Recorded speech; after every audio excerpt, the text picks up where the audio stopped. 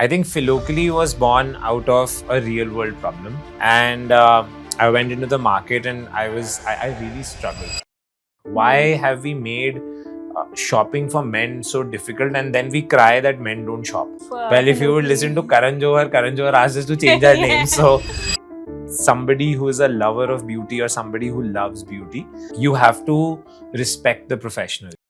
Break the rules, you have to first master the rules. But it really takes guts to start any business. Minimalism is versatility. If I only have a Raymond to beat, then I have the entire plethora of Indian wear to sort of focus on. When we started that store back in 2017-18, there were no menswear stores in our lane. Now there are about 32. They are copying us. People know that this is a Philocaly design. The first sign of the fact that you're doing something right, people will start copying. Already positions of power, Yes. where they're perceived by the way by what they wear, and they don't have any options. Off camera and on camera, the hardest critique was Manish Malhotra did a custom suit for Bobby Deol for the cover of Esquire. Welcome to Beyond the Outfit. I'm your host Pragya. For years, Indian men were told to stand out. You had to wear blinding sequins and loud prints. But today's guest built a luxury empire by whispering in a room full of people screaming. He took his minimalist menswear brand Philocaly to pitch to get rich, looked Bollywood's biggest fashion maximalist in the eye and walked away with a rupees 25 crore of valuation. Today we are decoding the ruthless business of fashion, the psychology of what men wear, and exactly how to build a brand from scratch. Please welcome the man who is rewriting the rules of Indian menswear, the founder of Philocaly, Shrey Vij. Welcome, Shrey. Welcome to Beyond the Outfit. And it is really a pleasure to have you with us. Thank you, Pragya. The pleasure is mine. I'm very happy to share my journey with Beyond the Outfit with you, with your viewers. I think it's a great opportunity for me as well. Thank you so much. Means a lot. So before we start our conversation, I would love to know your journey and one thought that birthed Philocaly. I think Philocaly was born out of a real world problem. I remember it was 2016. I'd just come back from finishing my first job, and I had my best friend's wedding.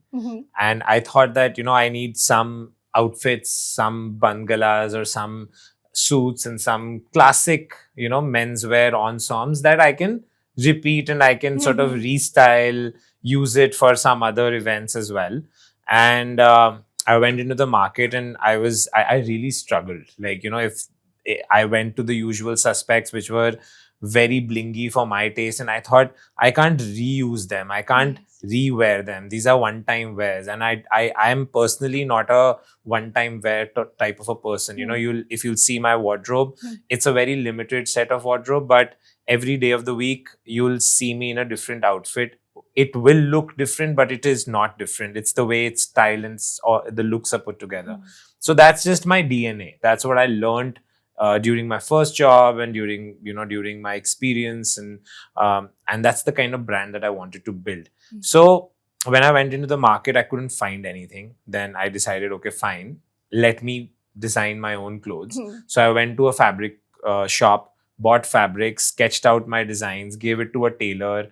Then it took him some time to understand it. Then he called me for a trial.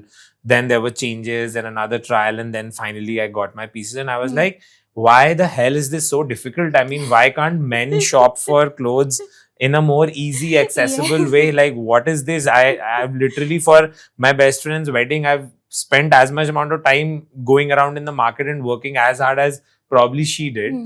So that was the inception. That was the idea that this is a huge gap. Why have we made shopping for men so difficult, and then we cry that men don't shop? Yes. We have made it difficult for them. It's so tough for them to go and get a decent outfit that they can just repeat and reuse.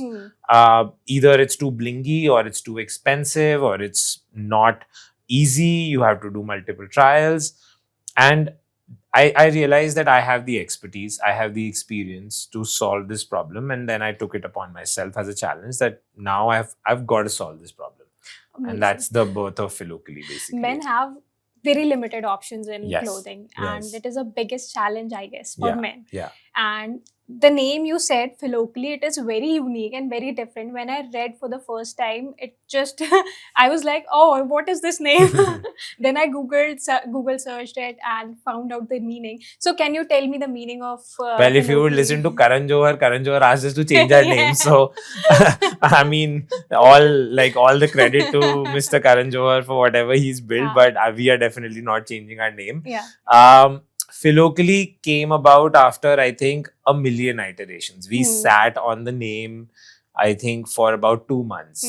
There were multiple iterations. There was, I remember, the black tie. Then there was just Philo. Then there was the Gentleman's Club and the Sartorial Club. The usual cliched names, and nothing was sitting right. It was not rolling off your tongue, and it all felt very forced. It felt like something that was very cliche. And I read a lot. I used to read a lot of books. Now I usually read it on my Kindle or on my iPad, or I listen to audiobooks while I'm driving. So I heard somebody say a different version of this word somewhere, and then explain it as somebody who is a lover of beauty or somebody who loves beauty. And it just stuck. It was just like rambling in my head. And then we put it down on paper. We sketched out the logo. We sketched out how it will fall and how it will look. And it just felt right. And I think when you're in the creative profession, something that just feels right is something that comes from within. And, it's like it comes from your gut and you should just go with it. And then we just ran with it. It was like, it looked great. And then we sent it out to people to test and to see and to take feelers from friends, family. And incidentally, everybody loved it. Everybody was like, it's a great name. What does it mean? What does it mean? What does it mean becomes a great conversation point. Every business, every fashion label, anything is essentially a conversation like you and me are having right now, right? It's the same way. It becomes a great conversation point when people come to us, when they first discover us, and when they're like, what does this mean? We thought it's an Italian brand. We thought it's a European brand. It is a great starting point for our guys to sort of start talking, whether that's the design team, whether that's me, whether that's the salespeople, and when you start talking, people connect to your story and people keep adding to that story. Oh, really? That's what it means. That's a lovely name and lovely, sort of a translation of a Greek word. So that's where I think that is where it came from. Also, we didn't know what kind of menswear we want to do, but we were sure we want to do beautiful minimal menswear. And the word beauty had to be a part of something like the narrative. And Philo means beauty, the lover of beauty. So that's where it came Amazing. from. Nice thought of the name. Okay, so you treat menswear like the architecture of the body. Right. So you consider geometry, architecture a lot, as I have read and researched about you. So, so what was that one mistake that you did while creating your perfect first suit? Oh, first suit was full of mistakes. I being technically sound and somebody who's learned the craft, insisted that I get the suit cut the way I envision it. And I think that was one of the biggest mistakes. We had a master who's an expert, who's a professional, and he's been with me for now like 7 years of our operations. He's been with me from day one. And he kept insisting that that's not how you cut a jacket, or that's not how you cut the shoulders. But I wanted to give it a little twist. In order to give it that twist, it turned out, it completely became a Frankenstein. It was like a monster. It didn't sit right. I wanted to add raglan sleeves to a jacket, like to a men's jacket. And my master kept saying that that's a women's wear sort of a detail and it does not belong on a men's jacket. But I still insisted and I still wanted to do it like that. And it eventually turned out looking really horrible and it fit really badly on the shoulders. And I think that's where that's where one of my biggest learnings came from, that you have to respect the professional. You have to respect and trust a professional who is trained for years and years and years, and then has come up with a certain pattern, or then has come up with a certain sort of manipulation. So to break the rules, you have to first master the rules. Indeed. I had not mastered my rules. I was still learning. I was very new in my career, and I wanted to break it before I could master it. And I think that was my biggest mistake, and that translated into my first suit as well. But it really takes guts to start any business, and for that, you deserve applause. Thank you. Yes, it does take a lot of guts. I don't know why people do it. I don't know why I did it, but yes. But it is important. I will it is important. Otherwise, we would not be talking here. Exactly. Yes. Okay. So you were talking about minimalism. That is your approach. So how do you say, if you talk about minimalism and maximalism, how do you define it? For me, minimalism is versatility. Anything that is versatile is for me minimal. If I can take an ensemble and I can restyle all the different elements of that ensemble and create a new look, then for me that's minimal. If there are restrictions in an ensemble where because it falls a certain way, a certain fabric has been used, a certain surface ornamentation has been done on it, which limits my usage or limits my versatility, I consider that as maximalist. Okay. There's nothing wrong with maximalistic aesthetic. It's just not mine. It's not something that I imbibed through my experiences, through working with extremely reputed brands of the world. So I imbibed that, I absorbed that, and I want to design like that, which is why I am a big fan of minimalistic fashion, minimalistic anything, even architecture. You know, like you said, that architecture plays a very important role in Philocaly's journey. Yes. The reason why it plays an important role is through my travels.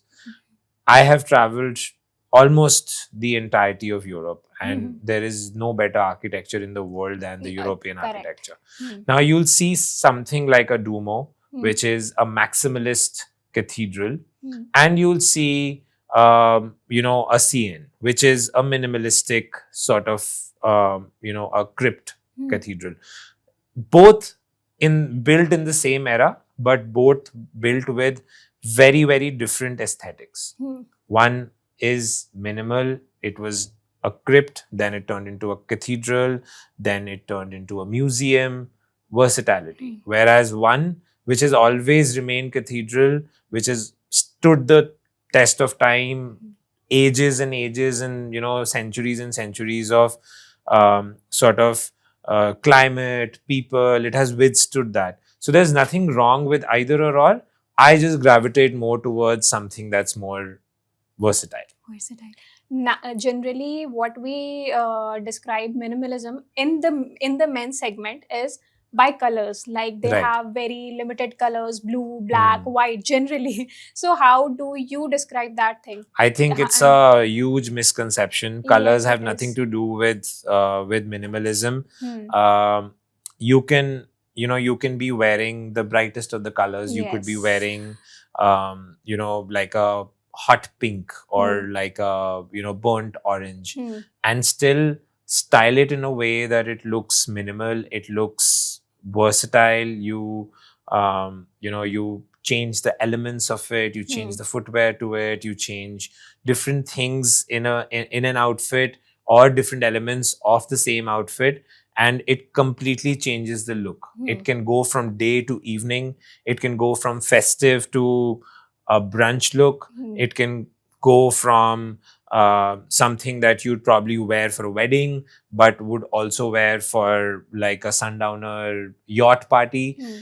Everything is about styling, and styling builds wardrobe. I don't think more clothes build wardrobes. You can be fond of colors, but how you decide to balance out those colors with neutrals is what makes that outfit minimal, versatile, or not, or maximalistic, Yes. or not so versatile. So I think everything is about styling, and everything is about how you put the look together. I totally agree, but there are misconceptions already existing in the men's segment. So I have few people who say that I follow the minimalistic approach, so I will be wearing the black, the white, the blues. So what would you say for them? At least they should try something new. 100%. I think they need to come to Philocaly. We'll teach them a thing or two about colors. I personally love colors. My first job was with Paul Smith, and Sir Paul Smith loves colors. You know, if you'll see his aesthetic, even though he's a 86-year-old man, and still his aesthetic is very young. He designs for young people. So do we. So when you talk about youth, when you talk about anything that's young, you cannot do so without colors. So colors form an integral part of everybody's wardrobe, even if you want to dress minimally. It totally depends on how you use your colors. Like, I'll give you an example. You can do a boring classic blue suit, but style it with a lovely printed pocket square, and you can do a lovely printed lining on the inside. So the color becomes a part of your personality when you'll hang the jacket, or when you'll open the jacket, when you're sitting and the lining is visible. That little print, that little color that pops out is something that people are going to notice. But it still does not come in between of your outfit being minimal. You know, the blue suit remains a blue suit, but that little pocket square, that fun tie, that little lining on the inside, that little facing on the shirt, on the cuff of the shirt, all of these things add youthfulness to your outfit, but still keep it as versatile as it always is. So definitely debunking a myth here that colors make the outfit not minimal. I think it's wrong. So this is for everyone. Yes. It is for everyone. Yeah, all men, yes, all men, note this down. Wearing colors does not make you look maximalistic. Listen, everyone, listen. So most luxury brands open their store in, if I talk about Delhi, in South Delhi or Mumbai, in tier 1 cities. Yeah. But you focused on tier 2 cities. Right. And what was that reason you targeted? Do you think that tier 2 cities understand luxury better than tier 1 cities? I don't think it's about the understanding. I think it's about the accessibility. My thought process came from a very business sort of thought process, like business perspective. Tier 2, tier 3 cities don't have access. They rely on traveling to big metros to get access. As the times are changing, as whether that's, you know, the narrative that's been set by the government, whether that's a narrative that's been set by the brands that buy local, you know, people are now wanting to buy from local brands. Whether you see a Rare Rabbit that's come out of India, people who buy Rare Rabbit, they don't want to buy an H&M, they don't want to buy a Zara. You know, Zara has its own market, but Rare Rabbit's built its own market as a snitch there. So the buying local has been on sort of an upward trend since 2018. And I just wanted to get on that bandwagon. And the thought was that if I do not have any competition, I can make the market the way I want to. I can educate the client, educate the customer however I want to. If I only have a Raymond to beat, then I have the entire plethora of Indian wear to sort of focus on, whereas Raymond back then did not do Indian wear. It was only Western wear. So that was a thought process. These cities that I picked out, whether that's a Guwahati, whether that's a Vijayawada, when we talk about custom clothing, people could only say one name, Raymond. They could not say any other name because there was nobody else who was doing it for them. If you were in Vijayawada, you had to travel to a Bangalore or to a Hyderabad. If you were in Guwahati, you had to travel to Calcutta. If you were, let's say, in Ahmedabad, you had to go to Bombay. If you were in Jaipur, you have to come to Delhi. So this was the thought process. This is how people shopped. And they were not happy about it. If you listen to your clients, they were not happy about it. Your clients will tell you what they want. And if you have the ears for it, if you're open to that kind of feedback, they will educate you what your next step of business should be. I used to get a lot of people traveling from Guwahati, from Vijayawada, from Jaipur, from Dehradun to Delhi to shop. And they would invariably say that, if this solution was with us in our city, we would not travel to Delhi, and that is what sort of gave me the idea that why do I not give them this solution in their city and also win the market, because I don't have any competition. There's nobody. Now you'll see a Tasva opening up. Yes. We were the first people to sort of bring Indian wear and occasion wear to cities like Guwahati. Now there's a Tasva 2 stores down. Same for Dehradun. We opened there first. Now there's a Tasva lane away from us. And the reason why Tasva, which is an Aditya Birla brand, Nikhil Shantanu, which is a Reliance acquired brand, these people are coming to these cities is because of the same hypotheses that if you have those options in those cities, people will not travel to Delhi. They want to buy local. They don't want to travel, especially if you talk about an older age group. After COVID, people changed.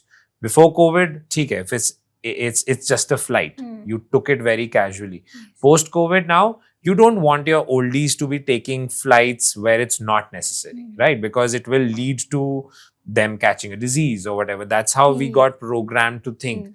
And that was a stroke of luck for us, that people changed their sort of way of shopping in after COVID. All these stores started doing really well. And, the bet that I'd taken on tier 2, tier 3 cities sort of came to fruition. Yeah, amazing. And if you could travel to 2016, and what would be that one opinion or suggestion you will give to the younger version of yourself? Get mentorship. Okay. I really, like, that's the only thing I regret about my journey is not getting the right mentorship, not seeking the right mentorship early on in my life. It's not like I did not have access. I had access. I had my seniors from college. I had my seniors from the industry. There were other people. Entrepreneurship was becoming a really big thing. Everybody was sort of getting into it. So there was a lot of opportunity, but it's just that nobody told me. So I don't want young entrepreneurs now coming into the field to make the same mistake. Seek mentorship as early as possible in your career when you're starting something new. I did not do that. I think what took me 6 years, 7 years to build, I would have built it in probably 3 years if I had sought the right mentorship. Indeed, mentorship is very important. Yeah. Okay, so there is another question. Go for it. Yeah. So you raised rupees 1 crores for 4% of equity stake, valuing Philocaly at rupees 25 crores. Right. Does having a multi-million-dollar valuation instantly strip away your creative freedom, or does it fuel it? It's very subjective. It totally depends on the kind of investor that you're bringing on board. Essentially, you're bringing a wolf into the hen house. You have to be very wary if that wolf is friendly or not. They're all wolves, but you have to make sure that your wolf is friendly or not. If this is for young entrepreneurs, if you're looking to raise, make sure you do it on your own terms. You don't do it on the investor's terms, because if you do it on investors' terms, then you are bound to follow the same trajectory throughout your, throughout the career of the company, throughout your career, because raising is like snowballing. You raise once, you have to keep on doing it again and again and again and again. It's endless cycle of until you maybe hit IPO or you sell your company. So do it very carefully. If you have the right investors, which we have, we are like Fashion Entrepreneur Fund is, they're great people, great vision. Mr. Sanjay Nigam has, a vision that's nobody's seen in our country before. So they are really cool. They do not indulge themselves in creative decisions, or they don't want to change your sort of creative, want to take away your creative freedom. But having said that, I know a lot of entrepreneurs who've raised and whose creative freedoms have been taken away, and now they work like they're in a 9-to-5 job, which is not a space that you want to be in. Yeah. So we live in an era where fast fashion is taking over everything. So what do you think that if there is a brand like Zara copied your any collection like Cosmos or any other collection from your entire collection. So would you be flattered as a designer or furious as a founder? I think I'd be flattered as a designer. Imitation is the best form of flattery. I totally believe that. I mean, if you were to come to our store, our flagship store in Shahpur, when we started that store back in 2017, 18, there were no menswear stores in our lane. Now there are about 32. And they're essentially mini Philocalys. You'll see little, like, some copies of some of our iconic designs that have lasted the test of time. That's a like big I thing. have I have designs that have been on my rack since 2018 because they've done so well that every time I think of phasing it out, my business team just throws me out of the room, like, get out, we can't phase this out. And you'll see versions of that throughout this thing. And my team often asks me, doesn't it infuriate you? Why don't you lodge a complaint? I was like, this is imitation is the best form of flattery. They are copying us. People know that this is a Philocaly design. The clients know. So invariably, they're going to come to us first to see the original and then go to it. So we have the opportunity of capturing them then only. Yes. Before they go to buy a copy. So I feel that if the first sign of the fact that you're doing something right, people will start copying you. Yeah. So it is an achievement, actually. Yeah. I see it as an achievement. I see it as something very positive. I mean, and if a global brand like Zara picks out a collection that's a sort of inspired collection to a Philocaly, I think there's nothing greater than that. I mean, that means that we've sort of made it. Yes, indeed. Yeah. Okay, so in our Indian culture, it was really hard for men to love their own vanity. So how was it for you to make sure and to tell them it is not limited, it is a vast space? So how would you tell them that you should love your own reflection?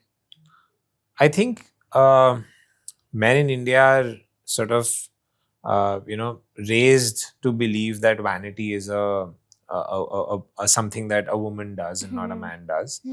I feel that's changing. There are merchants of change within us who are doing some great work, like Ankush Bahuguna, who's brought makeup for men as mainstream now. He's doing so well. He was at the Cannes, he was everywhere. So I feel that time is changing. I think men are embracing their vanity. Men are looking at themselves in mirror more. They're dressing better. They care about how they dress, how they put themselves out there. I think it's the media and the penetration of media in our lives that's sort of taken over now, which has fueled this change.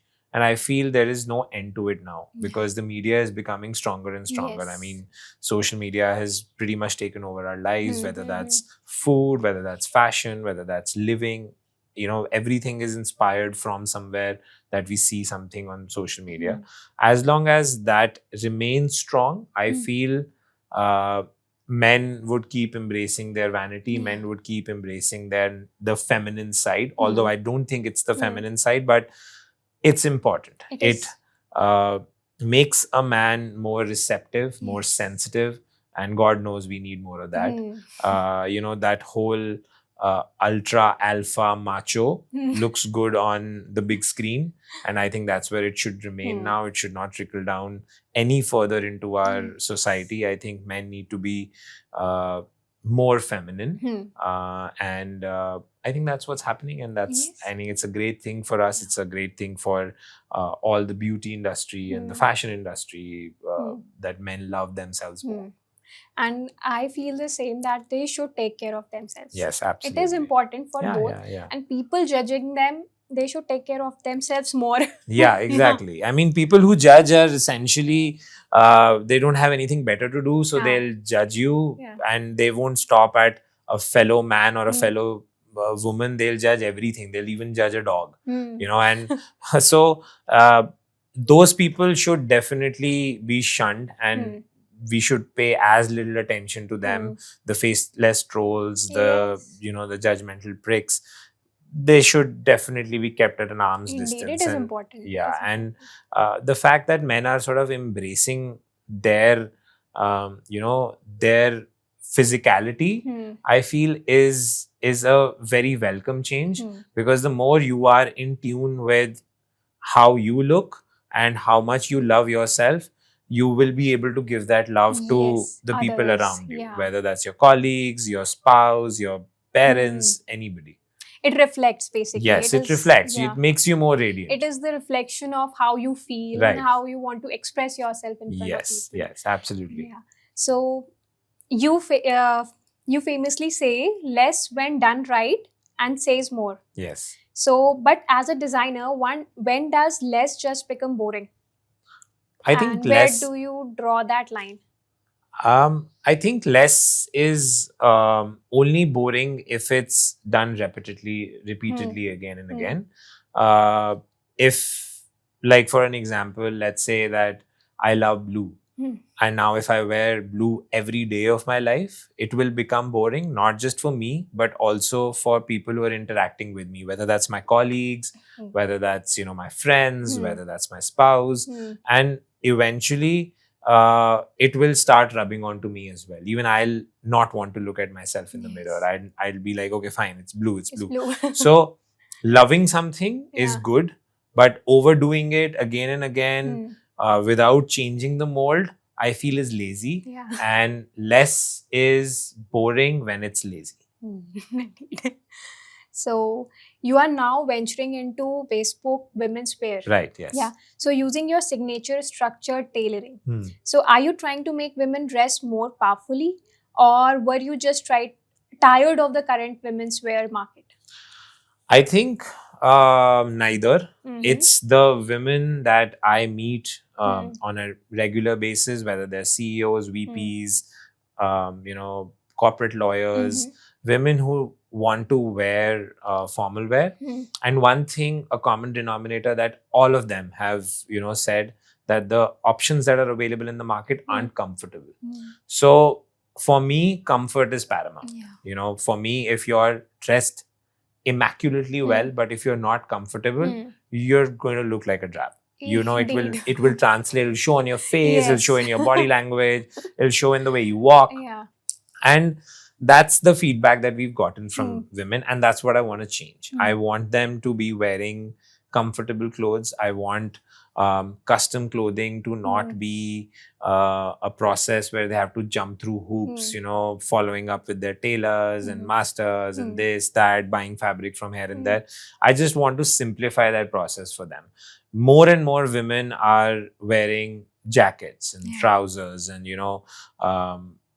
are now in already positions of power where they're perceived by the way by what they wear, and they don't have any options. They want good options. They want very limited options. The ready-to-wear options are not comfortable because they're not built for Indian bodies. They're built for European bodies. Indian women are not European women. Their body type is different. The way they feel and the way they talk and the way they sit is very different. So they're all built like that, and women themselves have been telling me, and it started out as an experiment. We did a few suits for one of my friends who's the CEO of a multinational company, and she was so happy. And then she referred us to more people, and that's how women told us that we want comfortable custom clothing, custom suits and trousers, and details that are smart. So one of the core details that we give in our trousers that we design for women is elasticized waistbands.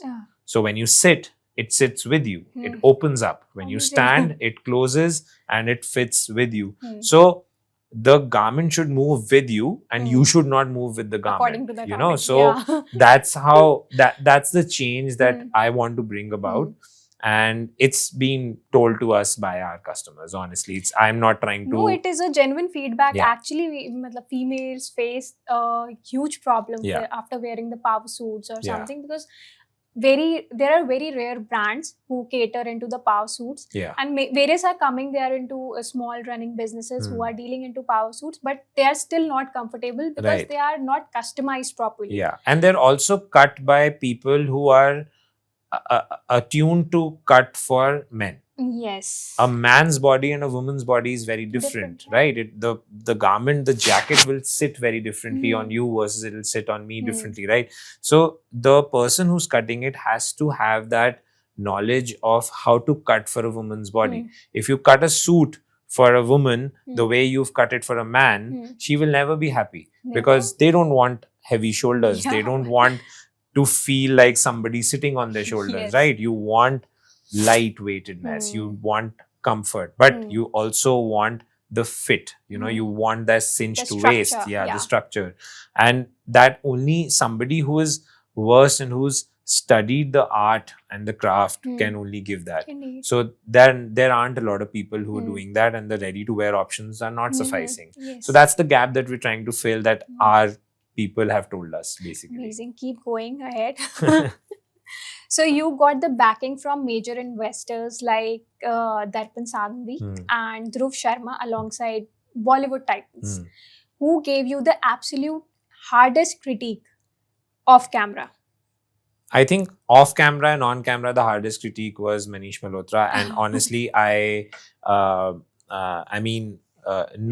respected the entire panel, but the person who I was looking to impress was Manish Malhotra because he comes from the industry, and what he's built on his own over the years is quite remarkable. Also, he's technically sound. He's, he knows the technicality of doing our, being in our craft. So I was mostly looking for his approval. And he was the hardest on and off camera. And I feel that feedback and that critique that he gave us on and off camera moved the brand further by at least 3 years. Just those 3 weeks or 4 weeks of spending with him, getting his feedback, moved us from point A to maybe point Z in like 3 weeks, which otherwise would have taken us 3 years. So I think it was a life-changing, life-altering decision to be on the show and to meet with the stalwarts of the industry. Yeah. And Manish Malhotra is the hardest nut to crack. Yes, he is the hardest nut to crack, and thankfully we were able to crack him through the journey of the show. I saw the entire journey, but it was amazing. Yes, thank you so much. I am glad we didn't make a fool of ourselves on national television. So a lot of celebrities wear your clothes like Kartik Karan, Deol, etc. So does a perfectly tailored suit change the celebrity, or does the celebrity's aura change the suit? I think it's a little bit of both. A well-tailored suit will change anybody's personality, anybody's aura. The good part is these guys already have such a strong personality. Yes. So it's always great to build something around them. Like I'll tell you, we did a custom suit for Bobby Deol for the cover of Esquire. And getting to know a little bit of him through his stylist and through his team, gave us the perspective, gave us a view of his life and how he lives it. His only thing was, I will not wear anything that's uncomfortable. I don't want anything tight. I have worn tight clothes on screen all my life, and I'm done with them. And that feedback, not just feedback, but that brief makes so much sense. And the kind of aura that you see of him, he's slow and he's intense. He's that person. You will not see him ever stuck or struggling for words, or in a sort of you not see him anxious, right? And that translates into his clothes. He's like, I don't want anything that sticks to my body. I don't want anything that even though he's got a great body, he doesn't want to wear tight things, because for a role, sure. But here, when you're profiling the man, not the character, the man comes out and he wants to dress like that. So it is a bit of both.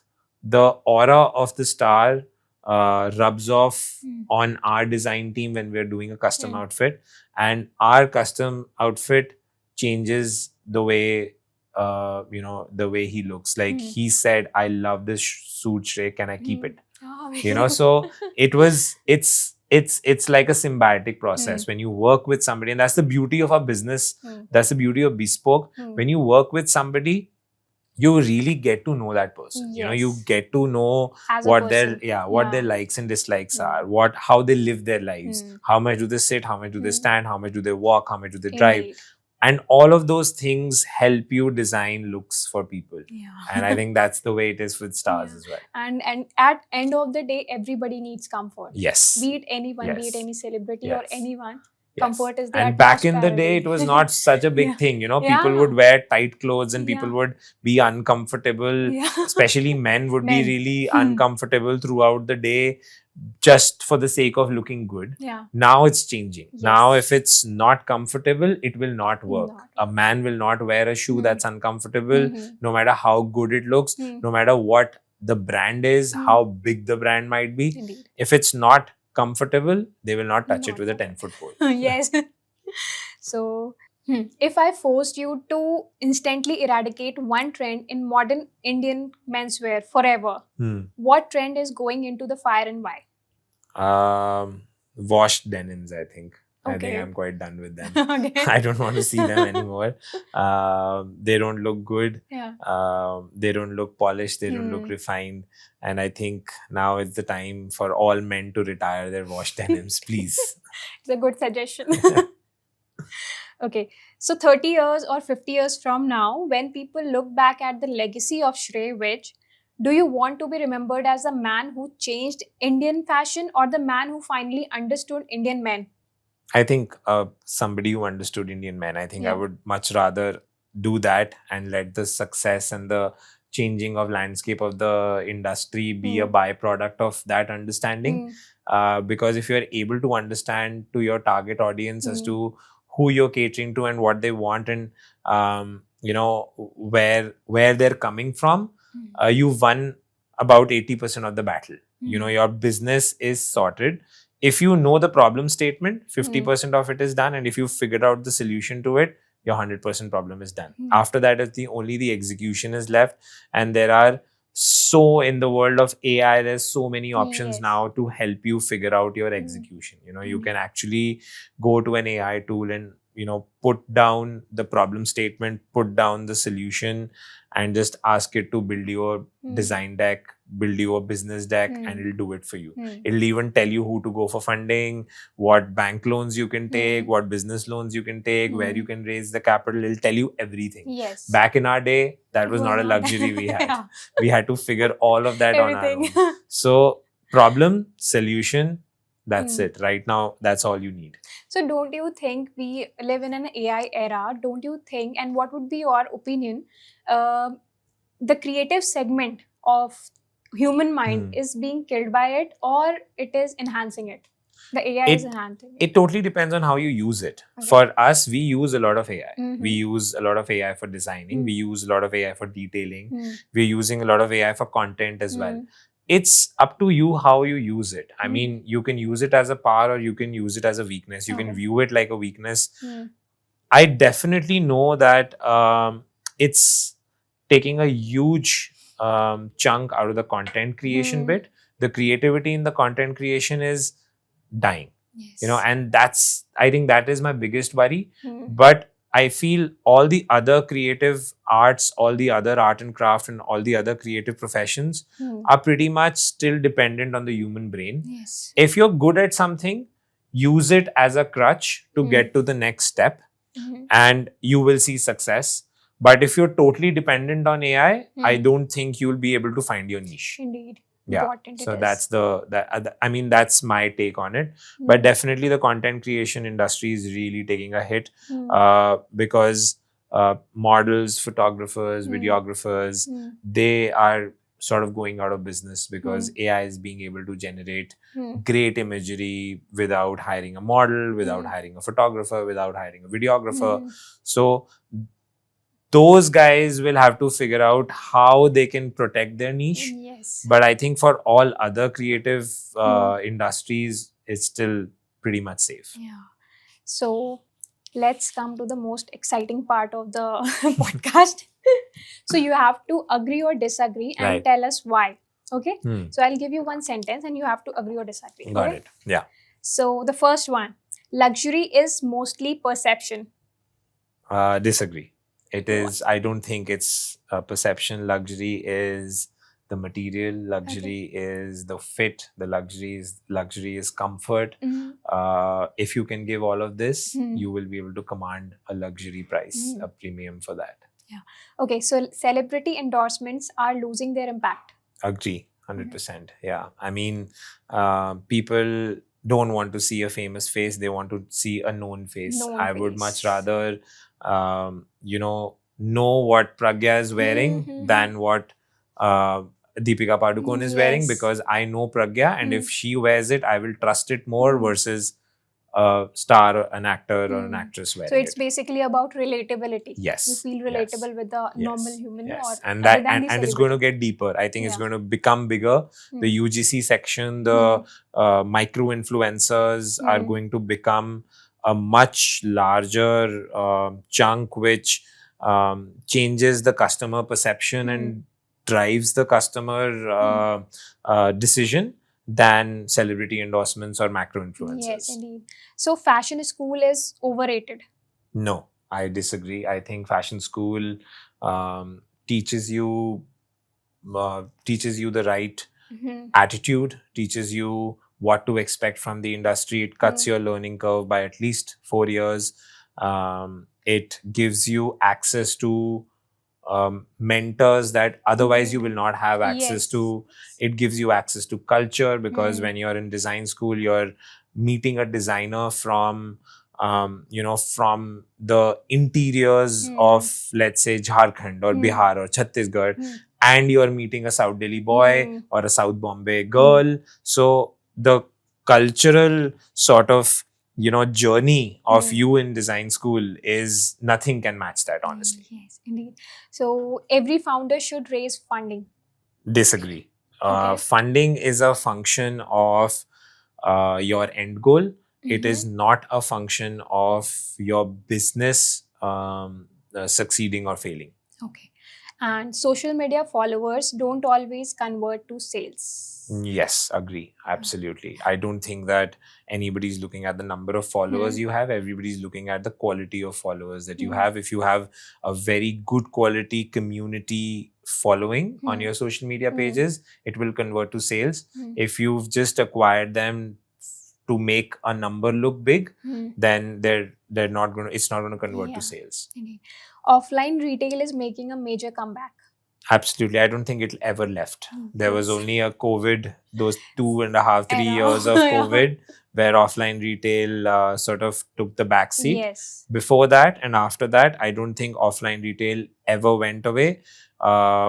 Your bottom line will only come from offline. This is for any new entrepreneur who's looking to get into the fashion industry.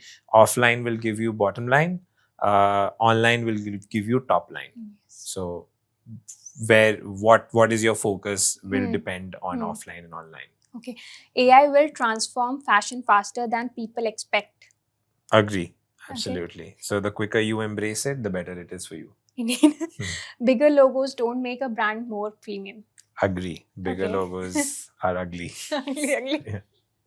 Okay. So the last part, rapid fire round. Okay. You have to be quick here and you have to just give a one word. Okay? All right. So let's start. One word that describes Philocaly? Versatility. Amazing. One fashion trend that needs to disappear? Wash denims. Okay. One Indian brand you admire? Rare Rabbit. Great. One international brand you wish you built? Ralph Lauren. Okay. One entrepreneur you would love to have dinner with? Nikhil Kamath. Great. One habit that changed your life? Seeking mentorship, I think. Professionally seeking mentorship. Personally, getting 8 hours of sleep. Coffee or tea during stressful days? Coffee. Amazing. Complete the sentence. Success means? Peace. Amazing. Amazing. Thank you so much, Shrey. Welcome. It was really great to have you here, and you were brutally honest with your answers. Thank you so much. Thank you so much. Thank you for having me. Yeah. I think honesty is always best. Yeah. The kind of questions that you asked, they were very insightful. Yeah. I hope your viewers and I hope my community learns a little bit from from this sort of podcast. I have a lot of budding entrepreneurs who are just raring to enter Yes. this industry. You know, I keep getting DMs, I keep getting messages from them. And for you who are seeing this, take notes, guys. Mentorship, funding is not important, and love what you do. Yes, indeed. Thank you so much. It was really a pleasure. Thank you so much. Thank you for having us. Guys, if there is one thing to take away from today's episode, it is that true power is never loud. It is all in the details. If this conversation made you rethink your mindset, or if you loved the raw, unfiltered business secrets we dropped today, then it's the time to step beyond the outfit. Do not leave this video without hitting the like button and subscribing to the channel so we can keep bringing you these absolute powerhouse guests. Share this episode right now with that one friend whose wardrobe or business mindset needs a serious upgrade. Drop a comment below. Are you a team minimalist or team maximalist? I'll be reading them all. Until next time, keep it sharp, keep it real, and I will see you in the next episode.